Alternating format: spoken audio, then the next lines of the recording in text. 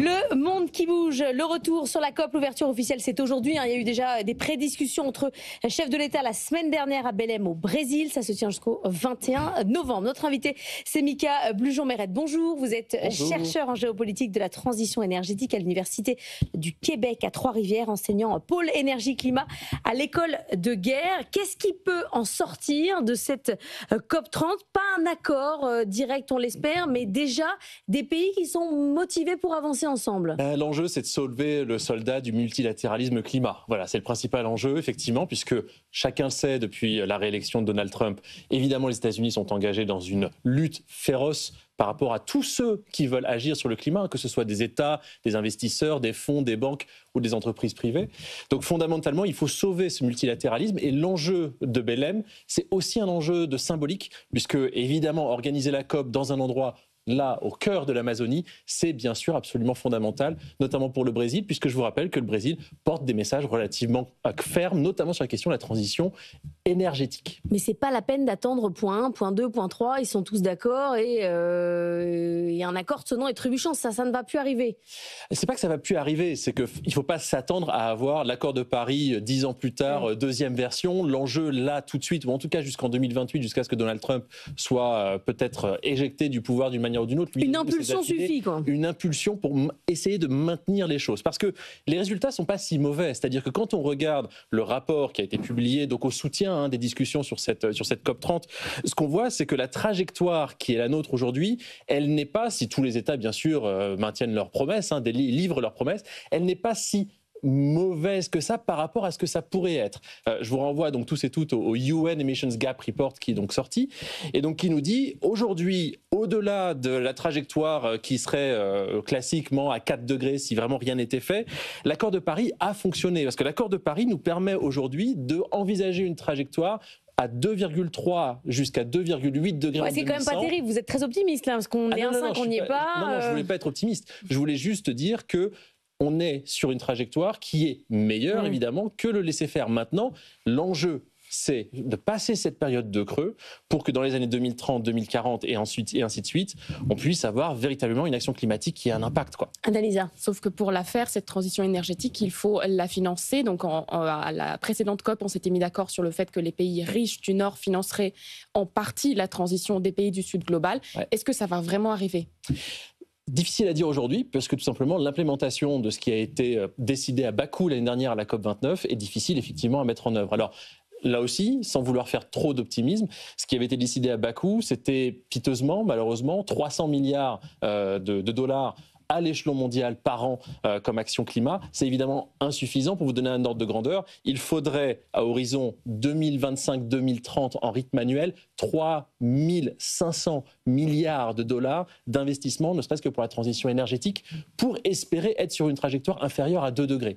Donc si vous voulez, on n'est pas du tout dans les ordres de grandeur, dans les magnitudes nécessaires pour avoir une action climat qui nous amène à respecter les accords de Paris quoi qu'il arrive. Donc l'enjeu là aujourd'hui, c'est de faire en sorte que d'une part, la roadmap qui a été validée de la COP29 à la COP30, d'une part, puisse permettre que des nouveaux outils de financement, des logiques d'implémentation, soient validés à cette COP, de manière à ce que l'année suivante, l'année encore d'après, etc., l'accord de Paris puisse continuer à fonctionner.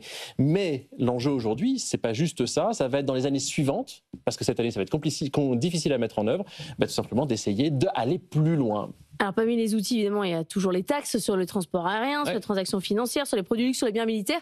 Il y a eu une proposition de Lula qui est intéressante sur un fonds pour la déforestation, sur un modèle de crédit carbone. Ça, c'est plutôt intéressant. C'est intéressant et c'est un modèle ils essayent d'appliquer ce modèle-là à différents types de transitions, que ce soit sur la transition en faveur, par exemple, de l'hydrogène vert, que ce soit en faveur de la transition pour des carburants de synthèse. On retrouve ce genre de mécanisme-là relativement à toutes les sauces. L'enjeu aujourd'hui, c'est de savoir qui va être capable de véritablement mettre ça en œuvre. Je vous donne un exemple concret. On a vu sur les 9 derniers mois, Scott Bessent, donc le secrétaire d'État américain au Trésor, tout simplement dire il faut que la Banque mondiale, il faut que le FMI arrête de rentrer dans ces logiques climat, dans ces logiques environnementales, revenir à un périmètre plus classique. Et de fait, les États-Unis usent de leur poids, évidemment, dans les votes au conseil d'administration de ces institutions-là pour faire en sorte que ces institutions-là ne livrent pas cette finance carbone, n'aide pas les pays du Sud justement à pouvoir récupérer des financements venant du Nord. Donc si vous voulez, on a tous ces enjeux-là qui aujourd'hui sont exacerbés par ce que les États-Unis sont en train de mettre en œuvre, c'est-à-dire pas juste essayer de dérégler le multilatéralisme climat, mais essayer aller encore plus loin, de attaquer frontalement toutes celles et ceux, même les grandes banques de développement, qui essayent d'implémenter ce qui a été décidé à Bakou l'année dernière. Anaïsa. Mika Blujon-Mered, il y a 2 ans, on s'était mis d'accord pour sortir progressivement des énergies fossiles. Aujourd'hui, le thème ne figure pas à l'agenda de la COP 30. Donc, en fait, c'est une COP qui s'ouvre sur un pas en arrière, carrément. Mais Lula a essayé en disant très clairement, voilà, il faut maintenir cet objectif-là, qui est en fait l'objectif qui avait été difficile à arracher à la COP 28, donc à Dubaï, il y a maintenant 2 ans. Donc c'est encore sur la table. Maintenant, le problème qu'on a, c'est évidemment qu'on a un certain nombre d'États, les États-Unis en tête bien sûr, qui de toute manière sont sortis de l'accord de Paris, mais qui ont évidemment une influence importante, même si le gouverneur de Californie vient essayer de supplanter, de pallier à cette absence de l'État fédéral. Enfin bref, l'enjeu aujourd'hui, c'est d'essayer de maintenir ce sujet sur la table, ce que Lula essaye de faire. Maintenant, il ne faut pas se leurrer, il y a une vraie difficulté là aussi de financer cette transition énergétique spécifiquement, parce que les solutions qu'il faudrait mettre en œuvre sont tellement, à une magnitude tellement énorme que s'il n'y a pas une impulsion multilatérale forte, c'est difficile à mettre en œuvre. Et donc pour vous donner un ordre de grandeur, aujourd'hui cependant, on a des moyens d'être optimiste entre guillemets là aussi. Je vais vous donner un chiffre clé. On a vu sur le premier semestre 2025 les nouvelles constructions de nouvelles capacités de solaire et d'éolien dans le monde dépasser l'augmentation de la demande en électricité. Donc ce qu'on est en train de dire et de voir, c'est que sur ce début d'année 2025, ce premier semestre, on a vu une transition énergétique s'opérer à une petite échelle, mais tout de même avec donc une vraie substitution des fossiles par des solutions d'énergie renouvelable. Mais ça suffit pas. Il faut des vecteurs. Il faut des vecteurs qui soient organiques, il faut des vecteurs non organiques, il faut de l'hydrogène, de l'ammoniac, des carburants de synthèse. Et ça, aujourd'hui, c'est malheureusement pas sur le sommet de la pile. Il nous reste 1 minute pour le rôle des États-Unis. C'est clair, comment vous voyez celui de la Chine dans la COP?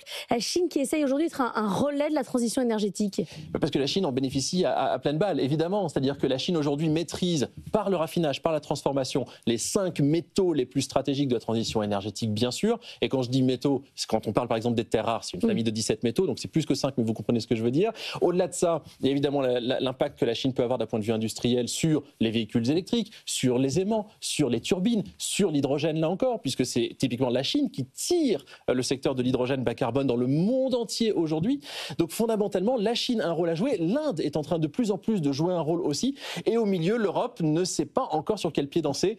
Est-ce qu'il faut continuer à essayer de plaire à Trump, comme on l'a vu avec l'accord du mois de juillet avec l'Union européenne qui dit on va acheter des énergies fossiles américaines. Et puis de l'autre côté, évidemment, la Chine ou l'Inde qui joue ce rôle d'épouvantail, même si ça peut être aussi un bon partenaire. Merci beaucoup, Mika Blujon-Mered, d'être venu ce matin dans la matinale de l'économie.